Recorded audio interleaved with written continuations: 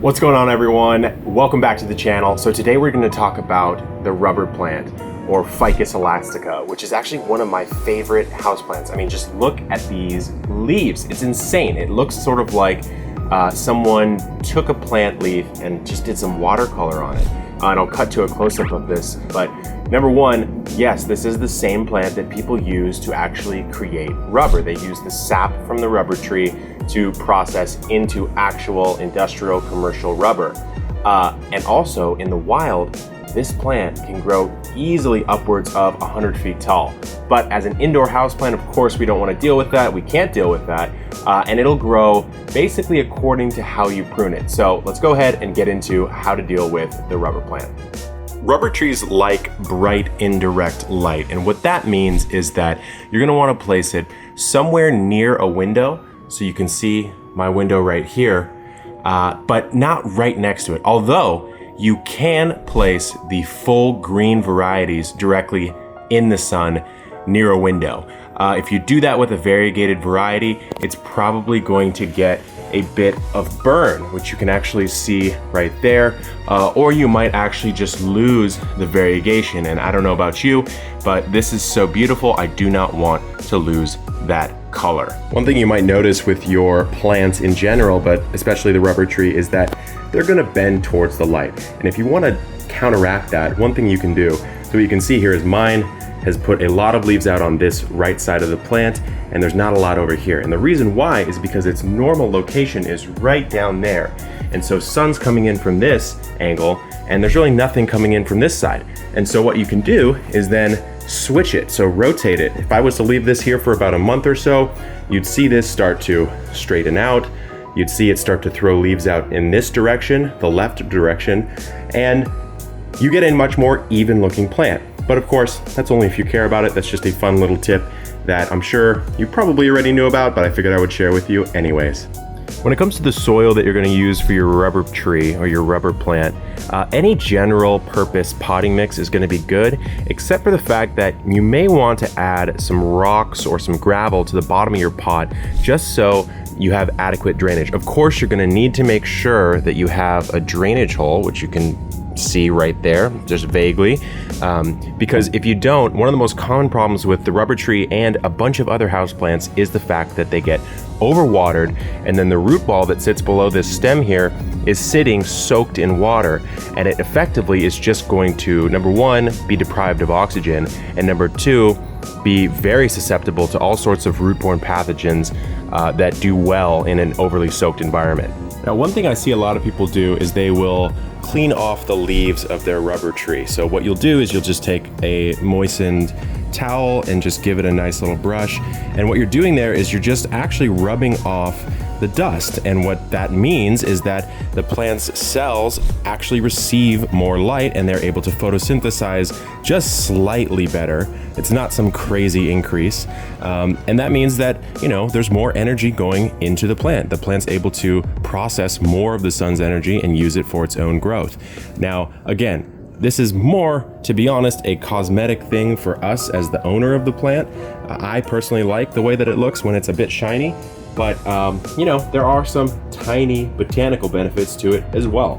And as you can see, this plant that I'm cleaning off here has had a little bit of damage. It's something that I picked up from a farmer's market, and it's clearly just a neglected cutting that they sold for pretty cheap. I believe I got this variety for about $7, which is a crazy steal when it comes to rubber tree that's like this, at least one of these variegated varieties. So I just gave it a nice little wipe down, and as you can see, it already looks a little bit brighter. Let's imagine that you have a beautiful rubber tree plant, kind of like this one right here, and you want more of it, but you don't necessarily want to pay for it. So how do you go ahead and propagate a rubber tree? Well, the best way to do it is going to be via a process known as air layering. And what air layering means is that you're going to find a healthy leafing part of the branch. So let's imagine I just wanted to air layer right here. What you do is you'd make a cut on the stem below that, halfway into the stem, and then you'd use a toothpick soaked in rooting hormone to spear that cut sideways and hold it open. So let's imagine if I cut right there, you put a toothpick in just to hold that cut open, then you'd wrap that cut in a ball of peat moss, usually lightly wet sphagnum peat moss, wrap that entire thing in plastic loosely, and then wrap that in aluminum foil to keep the light out.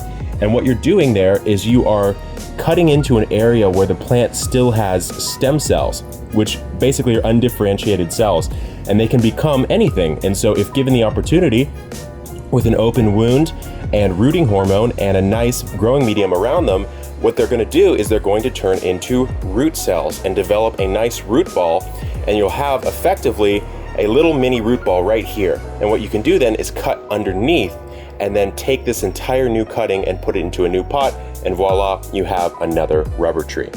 Now, the rubber tree is a pretty hardy plant overall, as well as a pretty hardy house plant, but you're gonna deal with some common pests that affect almost all house plants, and that's gonna be aphids, mealybugs, any type of scale insect.